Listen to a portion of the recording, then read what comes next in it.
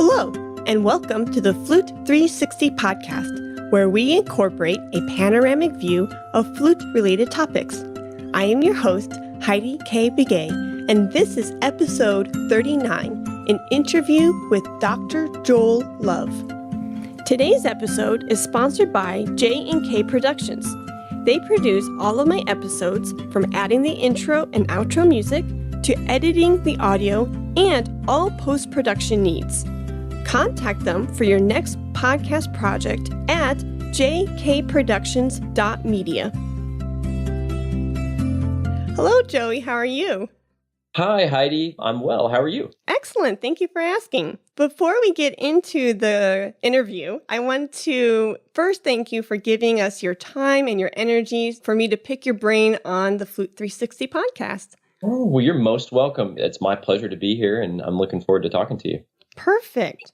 Well, first, as I was saying before, your name kept coming up in these musical conversations in my life the last 2 years. So I thought that the world was telling me to reach out to Joel Love, and here we are. I'm glad to hear that. Hopefully it's all good things. It is. So the first encounter was actually, I saw you from a distance in the audience at Texas Tech University's performance in 2016 of your Saxophone Octet. The piece is titled Three Images, and I was very fascinated with that work. You were there? I was there, yes. No kidding. Yeah. It was at Texas Tech, and it was Canary and Braccata quartets. They're kind of this Indiana University, they're both Indiana University like bred quartets that got together, and that was at NASA. Right. That's crazy that you're in the audience. That's awesome. Yeah. Wow. That was my second year of my DMA. My gosh. That was such a magical experience hearing them play that piece. They did it so well, really. I thought it was a gorgeous performance of it, and I just thought, I'm not a saxophonist, but the tone, that's just something like all 8 players, the tone just, soaring, and the way they blended really stuck out to me. Wonderful. They're all in their own right. Every single one of them are just terrific players. Every single one of them. Oh, very cool. Uh-huh. And it was neat that you were there because if I remember correctly, you went out on stage and waved and you were acknowledged. I did. I was there, and it was one of my very favorite performances. It just came together right at the last minute. There were such great musicians. I was doing all kinds of things. My first year as a teacher at community college, and I was just like crazy busy. And Bob Eason, saxophonist who kind of spearheaded it, was like, "Hey man, could you write this piece?"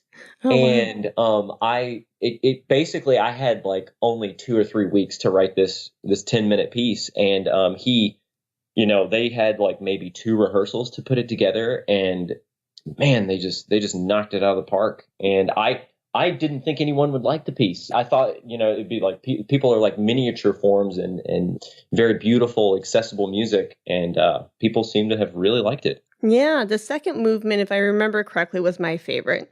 That's usually everybody's favorite. That is, it's one of my favorite pieces that I've written. Sometimes you love all your pieces that you write, but right. One of my favorite, Neat. Well, that just shows the younger music generation that you said you had very limited time to write this. They had 2 rehearsals and then bam, magic. It just shows you what you can do under pressure. Right. Well, I'm sure that they looked at the pieces, the parts and stuff by themselves, but man, there's a lot of ensemble in that second movement, and you can, the entrances are all very sort of, in random places, and it's not like every downbeat of every bar somebody comes in or something simple like that. So, you're right. Magic. Boom. Wow. That's amazing. So did I read correctly? You're in Houston right now? I am. That's correct. Okay. And you're teaching at the college there? I am. I teach at Houston Community College, and I teach primarily, actually, only taught one other class at another location, but I teach at this location that's southwest of the city in Stafford, Texas. It's a really industrial little sub part of Houston, and it's wonderful. I love teaching there. Oh, cool. And huge congrats on receiving your DMA recently. I did. Yeah. Ooh, I was glad to be done. I had the what's the Kiss song? They Call Me Dr. Love ready. Oh, right. And waiting on pause for me as I got in my car. It was great. Nice. Oh, shoot. You know how Facebook does like 1 year memory? About this time last year, I was going through music history flute quals. And I thought, oh my goodness, thank God I am done with that. Oh, yeah. When did you get yours? I just graduated in May of 2018. 2018. Okay. Wow. Well, What? congratulations to you. Oh, You're thank you. fresh out. Yes, thank you. When did you graduate? 2014. Oh, okay. Yeah. So I've had a few, years to be out and stuff. The first year was especially difficult, but it was really fun because I worked for a film score composer in the first year whenever I didn't have a teaching job, and then I got my job the year after that. So Okay. yeah, Neat. it's a fun time. Yeah. So you're in the Houston area teaching and, of course, composing. I was looking at your works list on your website, and you've done a lot. You just mentioned film, and you have a huge repertoire in the film exhibition area. I think it's like 14, 15 films. Some of them, some of them are really short. Like they're these really fun things that you can register and do. And like, I think it's like a nationwide thing where you have like 48-hour film festivals where like on Friday night, a group of people decide they're going to make a film. And on Friday night, they draw some kind of genre and they've got 48 hours to create it and start to finish, like film it and then put post-production, like that's composing too. And it's a fun little challenge. I've written a few of those and then also done a few other, feature length documentary, just a bunch of grab bag stuff. Okay. Very cool. Yeah, it's fun. Talking about your work site on your website, I was looking at everything you've done between large ensembles, chamber, solo works, because at Texas Tech, when I was introduced to your work for the first time for the 3 images for Saxophone Octet, I thought, oh, cool. What else is Joel writing? And sure enough, you wrote works for flute. And since this is a flute podcast, I'd love to pick your brain about how you compose for the instrument and things like that. I'd love to chat with you about that. Cool. So Yeah. I guess general, before we dive into Mourning for flute solo, what is your compositional process like? I know each piece and commission is different, but do you have a general format that you go by? I do. The blank page is so daunting. And I think if you talk to composers on a regular basis, I'm sure that you get that answer gotten that answer more than once. The blank page is just sort of petrifying in a lot of ways because, you've got this body of music that's happened every moment before then that's a possibility in terms of language, style, technique, all these other kind of things. And so what I usually do to sort of start that process is if I decide upon a genre, I just go start to listen to as much music as I can get my hands on that is for that genre. Like, for instance, I wrote for saxophone quartet, I wrote a quartet a few years ago, and I just listened to, I had to listen to like 50 quartets. And I have so many friends who play saxophone that they were able to recommend some really great ones. And I just went and listened, found as many scores as I could, went to the music library and just sat in there and just listened and looked at scores. And then, after that, what I often do is I kind of try to come up with some kind of idea as what I'm going to make the piece about. What I'm comforted by whenever I start writing a piece is that I can make it about whatever I want to. It's my piece. I can do whatever I want. And I feel like, that's gotten better as I've gotten older because I've felt sort of the, anxiety of influence that says that you have to do whatever, everybody else is doing at the time or whatever, and I just really just try to please myself and try to make it about something or explore some new area of, harmony or melody or, some kind of language that I haven't explored as much yet. And I try to make it about that, or I limit my materials in the piece. And then as soon as I decide kind of what I want it maybe to sound like, or even just write a few buzzwords down about emotions, I'll then do the famous John Corigliano sort of process of pre-composition, and then just go and get a white piece of paper and then write on that white piece of paper a line segment, and then on the line segment I'll decide how long I'm going to have the piece be, and then I'll say, okay, I'll sit there and I'll sit with that piece of paper for a while, and I'll just start to imagine what the piece sounds like. And then at various markers in the piece, like at 1 minute, 2 minute, 3 minute, 4 minute, 5 minute, I'll try and say, okay, well, I want the piece to do this at this time, and I want the piece to do this at this time, and so on and so forth. And then what I'm able to do from that is I'm able to start thinking about what musical materials would fulfill those goals. And then after that, I start trying to generate materials, and then it becomes less scary for me, because at that point, the piece is, I've already conceived of everything that the piece is going to be. And once I go to the piano and sort of improvise, or I may hear something in my head, or I may, I may hear something else, some other melody that I really love, that's a folk melody that I'm like, God, I just can't live without that. Or, or if I want to parody something, I find a reason politically to parody a specific melody and what I'm going to do with that melody, for instance. And then over the course of writing the piece, I generally just revise that timeline as I go. Whatever the material says to do, once I decide upon the material, because the material kind of decides in a way, once you set on it, what's going to happen in the process, that you begin to, enliven through the material. It sort of starts to write itself in some ways, and I just kind of got to just go with where the material goes. And then I go there, and hopefully it turns out well. Wow, very neat. Do you find, like, when you said, I have a folk melody here I can't live without, or I have another idea here, do you find that certain ideas that will come to you just don't belong together, and you say, that's a great idea, Mr. Melody, but you're going to go to this other composition?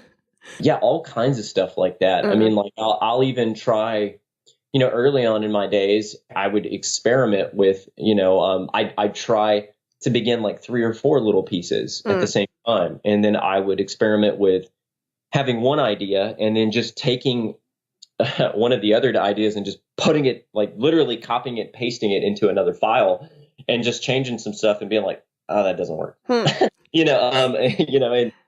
that kind of thing. Well, that's better. And then absolutely. That's totally, Very cool. So since this is a flute podcast, could you tell us how you envision, or what are your goals when writing for the instrument?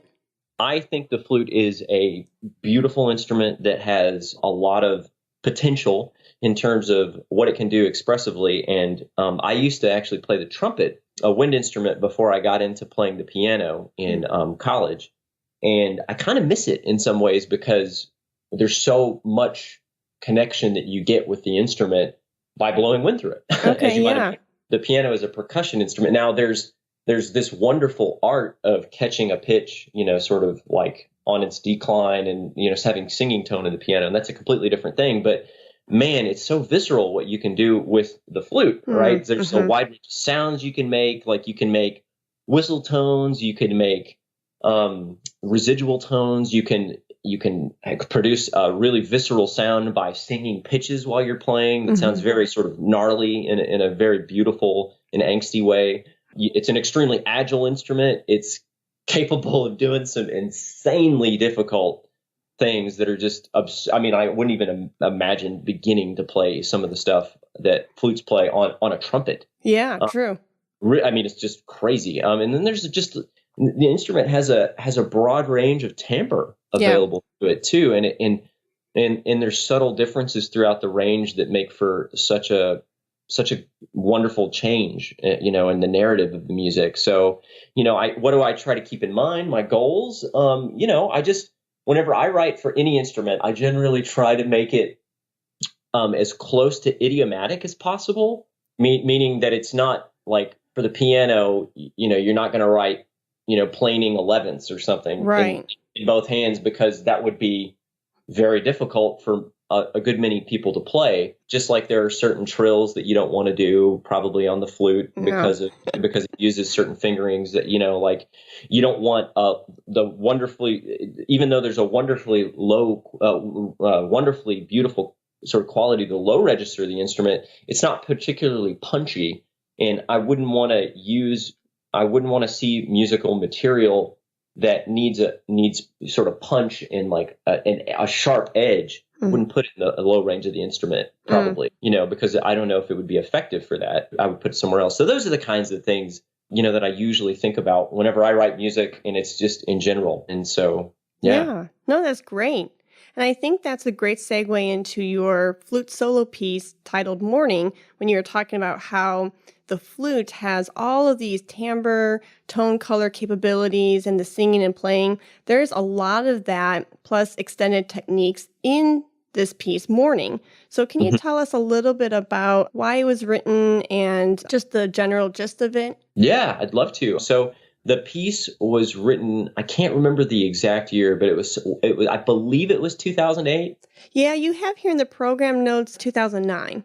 2009. Okay, that makes perfect sense. It was either spring of 2009 or fall of 2008. But what happened is the composition program at UH is terrific, and what they do there, or at least they used to, I'm not sure if they do it anymore, is they would collaborate as a studio with another studio. So, one semester, I think it was the semester before, I wrote a short piece for piano because we collaborated with students from the piano studio. And that particular semester, I believe it was the spring of 2009, I collaborated with a flutist named Antonia Margarita Orozco Rogers from, UH. She was there at the time while I was getting my master's. And I wrote this piece. I listened a lot whenever that was another thing they had us do in the composition studio is they had us listen to all different kinds of pieces. We listened to Shulamit Ron. We listened, just all the different kinds of pieces. We listened to Vox Balané, for instance, the famous George Crumb piece.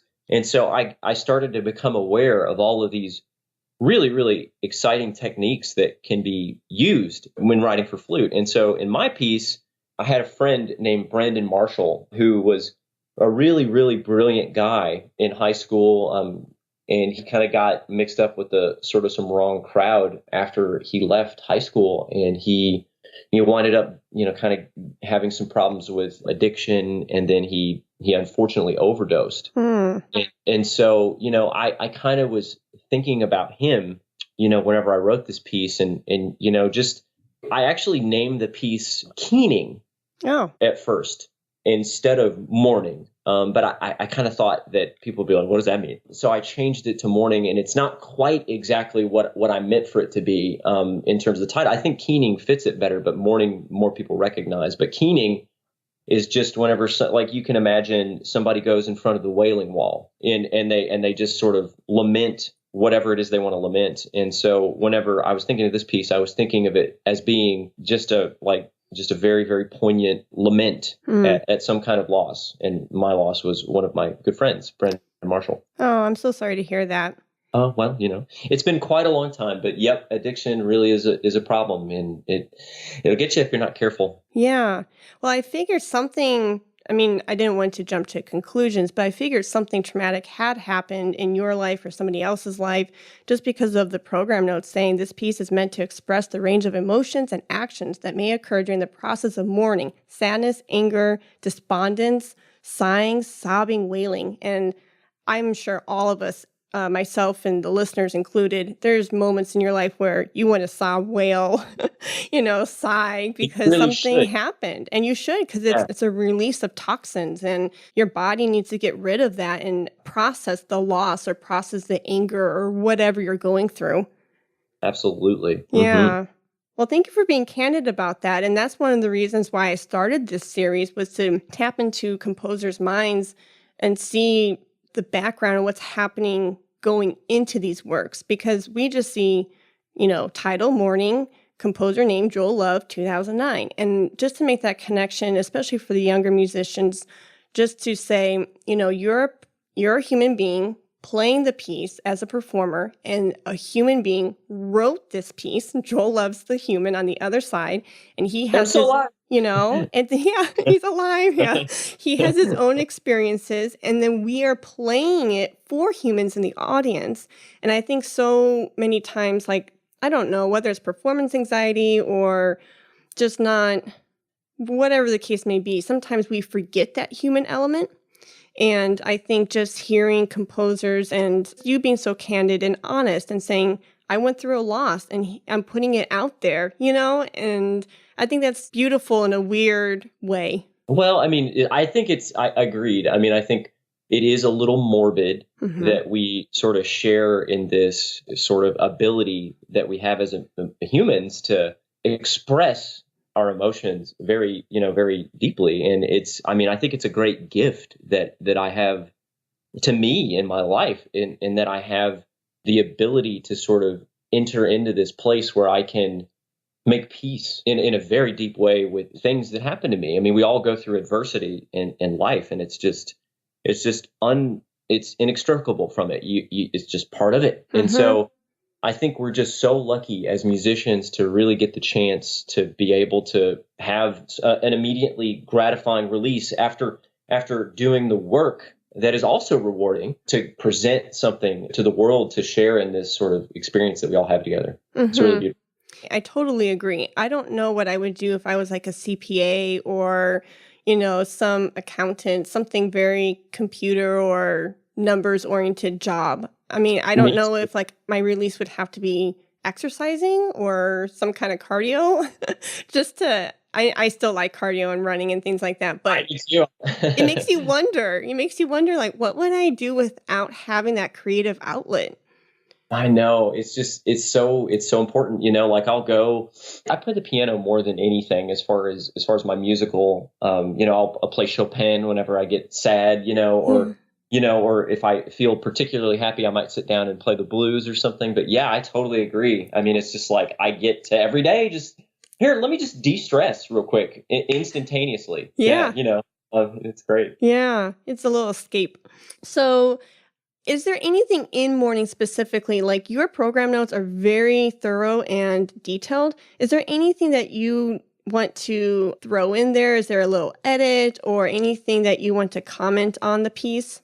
So what I would highlight about the piece Mourning is that the piece is really it's really supposed to be just super visceral, and it should probably start to take on a little bit of an unwieldy, unbridled characteristic sort of towards the climax of the piece. I think the most successful performances sort of get into the emotion of the piece, which is sort of the beginning is just this, just really just wistful and sad sort of beginning. And then it starts to increase in intensity. And then it just starts to come off the rails a little bit. And every one of these little entrances that comes in is it's like it's beginning to lose control more and more. And then whenever it gets to the climax and sort of sings the melody that's from the beginning, it really should just be just totally just as emotional as possible to reflect this is finally the cry that we get to experience, and that sort of thing. And then it comes off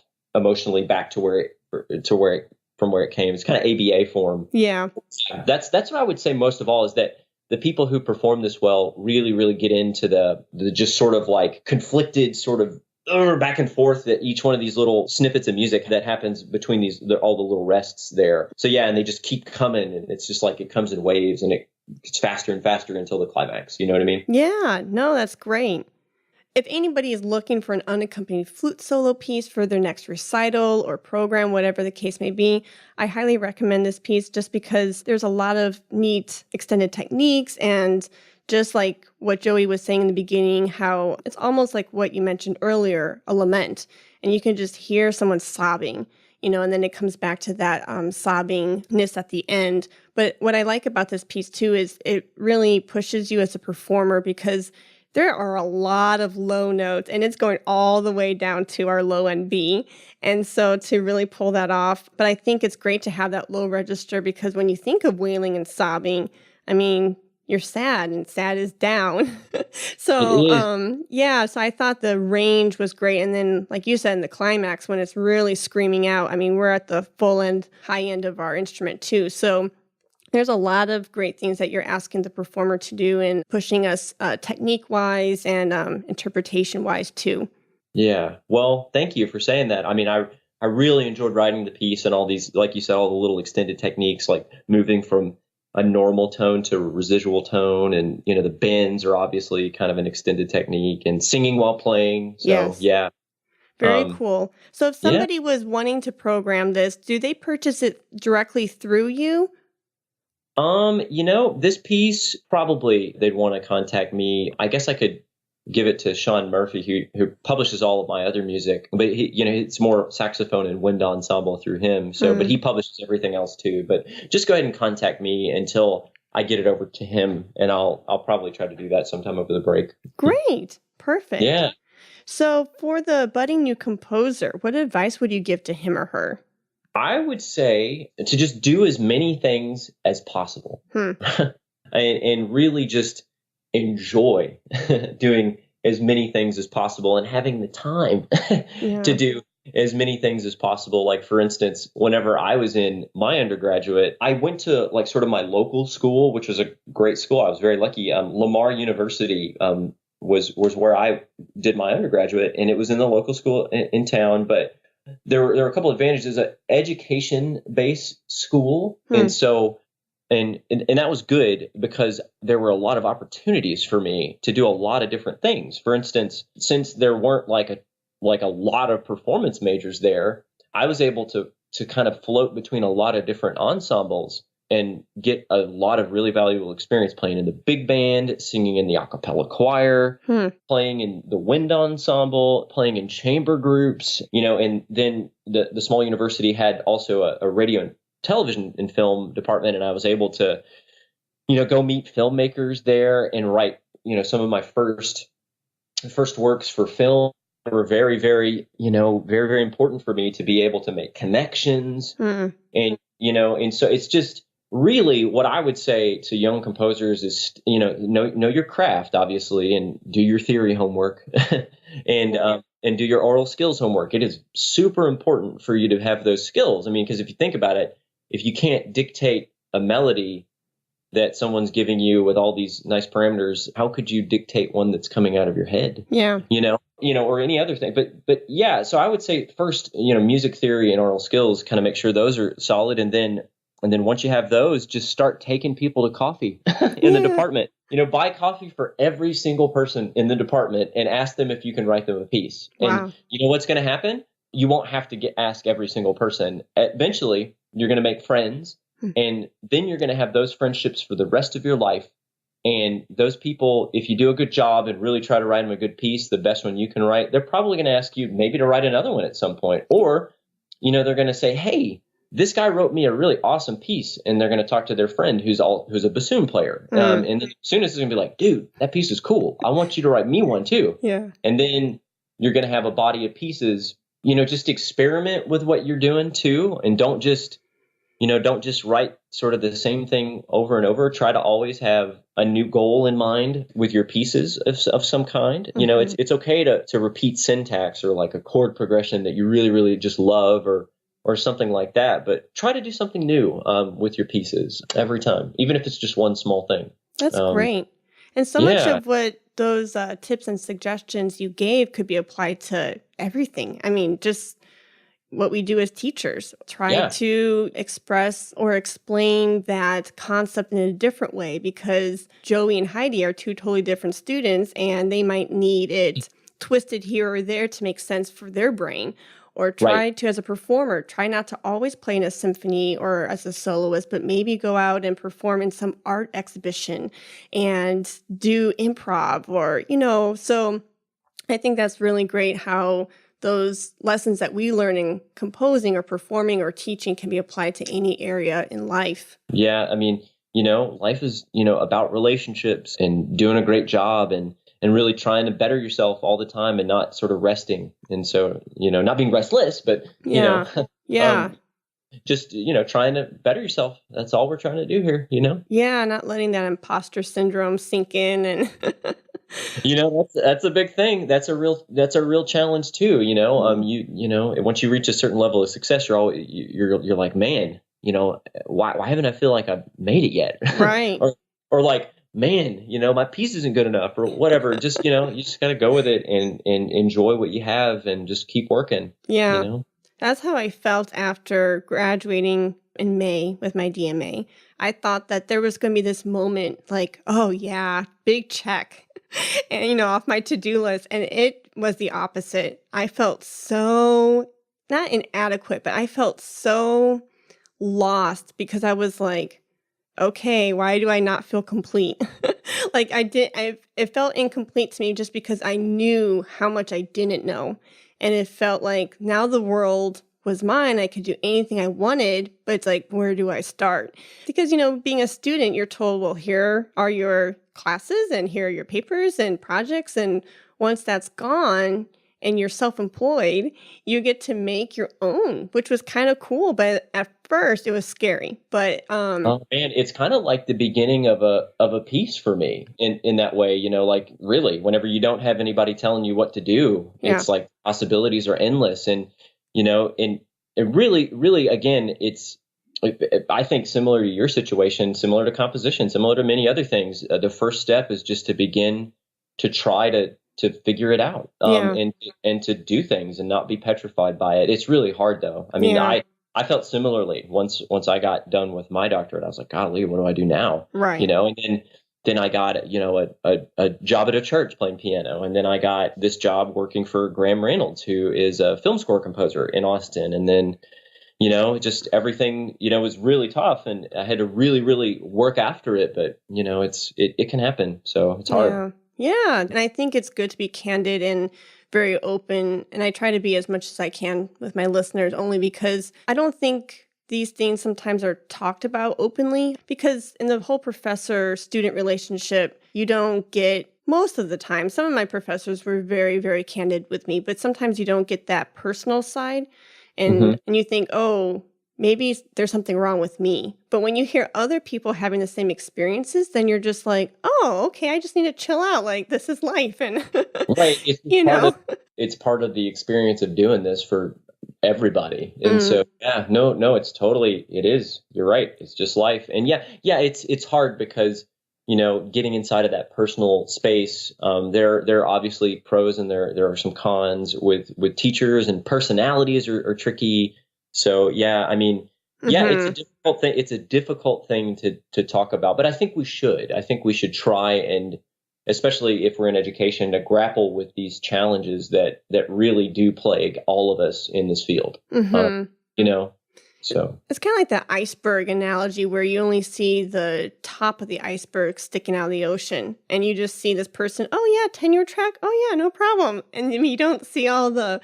Oh, you don't see that they're fighting for their life to keep up with the amount of work that they're doing, or that like they have to teach 1.7 trillion students, and and that like there's no time for anything. I mean, there's just or they have a nice peppering of anxiety due to imposter syndrome, just like you mentioned. Banging their head against the wall and saying, why, where am I going? And then 10 years later, oh, I'm tenure. And you're like... No, I mean, like, totally. Like, I have friends who are just wonderful composers, brilliant people. And, some of them haven't been afforded some of the same opportunities that I have. And I look at that and I'm like, wow, why do I deserve to do that? The truth is that, we all work hard, and it's just the way life is. Sometimes you get some things and sometimes you don't. But most of the time, I do think whenever people put their nose to the grindstone and they realize that they've got to, not let it happen to them, but they need to make it happen, that it really, you can do it. Yeah. And I think just showing up, even when you don't feel like showing up. I mean, how many times have you gone to a piece that you've written and thought, well, I'm going to be writing crap today, but I'm going to just do it anyways. I mean, and I say that because like, I think, oh, today is not a day to practice. My tone is icky. It's just total. Well, what do you do? What do you do? Like whenever you're practicing and you have like that kind of a problem, what do you do? Yeah, good question. I guess it depends on the day and my mood, and because every day is so different from the other. But I think I can almost envision myself maybe just putting my flute down and walking outside, or getting some fresh air, maybe doing a quick jog. I could even see myself picking up a piece of dark chocolate and giving myself something that I just love, something that's comforting. No, it's there's no shame. Yeah. And of course, brush my teeth and wash out my mouth before I go back to my flute. But of course. Yeah, so I think that sometimes writing down, like when I'm going through those struggles, just writing it down. I love to journal, and I love to see black and white, and just putting down my thoughts on a paper is very freeing for me, because then it's like off my chest. Yeah, so I think that, or if like a certain passage of a piece is just like really getting me, I'll just play I'll have to remind myself why I play the flute. Like I'll play a beautiful, like simple melody, like a hymn, something very just simple and just a reminder of why I started, music and flute playing in the beginning. Yeah. What's so funny is I do almost the same thing in ways in my own composition. I mean, like in my background, I started playing trumpet really, really well. For me, I mean, there are people who play circles around where I got to at the height of my trumpet, but nevertheless, I got really excited about the instrument because I could play this music that was really, really appealing to me, and then I could feel that release that we talked about. And then I could be rewarded through achievement and things like that for doing something that I loved. And so that's still true to today. And what's great is like, I love how you said that you journal about it. Like whenever I'm composing and it's just not working, you know what I mean? Like it's just not happening for whatever reason. I actually have come to learn that that's actually a good thing in a way, because I know what I'm not going to do, but it's still, you're right. It's still pretty like a struggle, you know? So going back to what you said earlier, you said sometimes my other composer friends who are brilliant don't have the same opportunities as I do. Let's talk about a recent opportunity that you have through the Texas Flute Society. Yeah. Yeah. So to fast forward, I mentioned at the beginning of the interview, I said, the first time your name came across my plate was back in the 2016 performance. Fast forward 2 years later, I'm sitting at a committee meeting a few weeks ago, and I don't know if your ears were burning, but we were whispering your name and talking about you at TFS, and I will let you do the grand announcement. Yeah, well, I'm going to be writing a piece for the Myrna Brown competition. I'm going to be writing a piece for solo flute. Awesome. That's 4 and 6 minutes long that people will have to play. Nice. In competition. Yeah. Very cool. So I'm going to make it crazy. No, I'm just kidding. I won't reveal any details, obviously, about what I'll be doing with the piece. But I'm excited, nevertheless, to have been asked. It's a great honor. So thank you all for asking me to do that. Oh, sure. We were super stoked. And the reason why I knew you were in Houston, not only your website, but we were trying to find a resident of Texas. And when a member mentioned your name, we're like, well, is he in Texas? And they're like, yeah, he's in Houston. We're like, oh, okay, he might be willing to do this. Yeah. Yeah, very cool. Yeah, it'll be a blast. I'm looking forward to it. The last one that I wrote was that Mourning piece, and it's like I said, I'm excited to write it. It's super exciting. Very cool. So will you be at the festival in May? I don't know. I need to check the date in my calendar. I have a couple performances that were already sort of booked before that, a couple sort of big performances. So I don't know. I'll have to, what date is it? It's May 16th, 17th, and 18th. And usually the Myrna Brown competition, the semifinals are the 16th. That's usually a Thursday. I don't have the calendar in front of me, but usually that's going to be Thursday night. And then Friday is the finals, and then they announce the winner. And that's Dallas, right? Actually, in Denton, it's north. Okay. Yeah. UNT probably. Yeah. I'm gonna say that I can probably go up there for that. Very cool. But I'm not sure because that week is finals week, and we often we'll have like a staff meeting on the 17th. But is it like public, open to the public? It is. So to back you up a little bit, a lot of people do know Denton for UNT, but actually it's at Texas Women's University, right across the street. Oh, okay. Cool. Yeah, but we always pick that weekend because it's the weekend after UNT and TWU's graduation. So that way the space is available, or it's just going to be a nightmare with, parents and parking. Yeah, so we usually choose that weekend after graduation, but I do completely understand if it's like your graduation at your school, because that's why I couldn't come last May, was because my own graduation, it landed the same weekend as the festival. No, I'd love to come in and hear everybody play the piece. One of my best friends lives in a town called Sherman, Texas, up there. And so it'd be a joy to get up there and visit him. But I'll have to see, though. But I'd love to, obviously. Yeah, we'd love to see you there. And I will tap you on the shoulder and officially introduce myself to you. meet you. Yeah.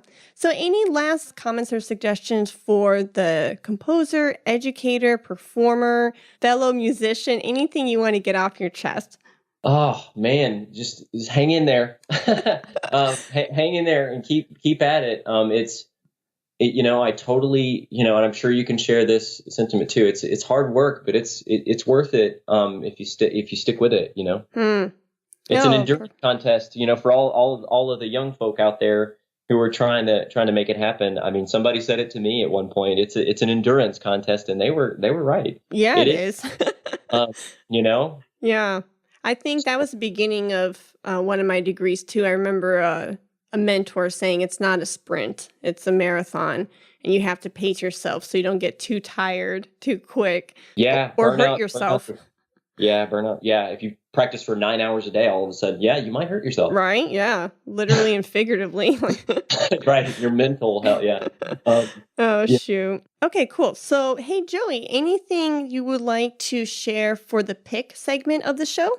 Yeah, there's a soup recipe that my wife just loves. That whenever I make it, I cook, and she does not cook, but I cook. And it's called Slow Cooker Zuppa Toscana, and it's on the Chunky Chef's website, and it's really good, and it's really easy to make. Nice. Yeah, and so I would also recommend a book called The Joy of Music by Leonard Bernstein that I've been reading recently. Oh, wow. Yeah. Very neat. Is it anything like Aaron Copland's book, What to Listen For in Music? Is it something like along those lines? Yeah, there's some details like that he also actually gets into some of the, nitty gritty for people who are like novices who don't really know much about music. And then he gets into like the art of, conducting and just, it's just a sort of grab bag. There is some stuff of it that musicians will be like, okay, this is for laymen. But at the same time, he really is pretty insightful about a whole bunch of things. Like he has a little section on the blues that you can sort of check out. That's really, really cool. Where he gives some insight into it, and swing style. It just really is kind of a bunch of different, it's just grab bag of cool stuff that I think a lot of people would enjoy. Non-musicians included and musicians too. So I'm always looking for book recommendations, so I appreciate that. Yeah. How about you? Do you have any? I do. Since you mentioned the blues, my husband is actually a blues guitarist. And so there's always blues or jazz going on in the house. And I sat down one day because I hear like parts of songs and songs here and there, but I decided to just sit down and listen to an album from front to end. And it's been kind of along this like project I've been doing for my own time. I've been calling it like a music journal where I'm listening to like all 9 Beethoven symphonies in order. And just to hear the progression and his development in that genre. So I applied it to more pop music or more mainstream music. And I listened to, a couple nights ago, Albert King's 1968 album. And it was only about 40 minutes long. It wasn't that long at all. But my favorite song on that album is titled Blues Sunrise. And it was just gorgeous. Oh my gosh, I just fell in love with it. Nice. Yeah, so I recommend that. And then I'm listening right now to an Audible book titled The Ruin by Mick Tieran. And it's an excellent detective murder mystery. And so I'm really into that genre. Nice. Cool. Yeah. Yeah. So thank you so much, Joey, for your time. And I really appreciate your energy and talent, expertise, and just sharing your knowledge with all of us. It's been a pleasure, and I'm so grateful for you having me on for the show, and I really enjoyed the conversation. Thank you. Yeah, thank you so much, and I can't wait to hopefully meet you in May, but if not, I'm sure our paths will cross again. And I love forming new music friendships, and I wish you all the best. Right. If we could say one little tagline at the end for the young musicians there, the music world is very, very small. Yes, it is. And so on that note, we will probably see each other, whether or not it's in May, again at some point. So, so I'm looking forward to meeting you in person and having a conversation then. Yeah. Thank you so much, Joey. Yeah. Thank you, Heidi. Okay. Bye-bye. Bye. Today's episode is sponsored by J&K Productions. They produce all of my episodes, from adding the intro and outro music to editing the audio and all post-production needs. Contact them for your next podcast project at jkproductions.media. Thank you for listening to the Flute 360 podcast. For more information, please visit HeidiKBegay.com. And if you enjoyed today's episode, please rate and review in the iTunes store. Let's talk about flute.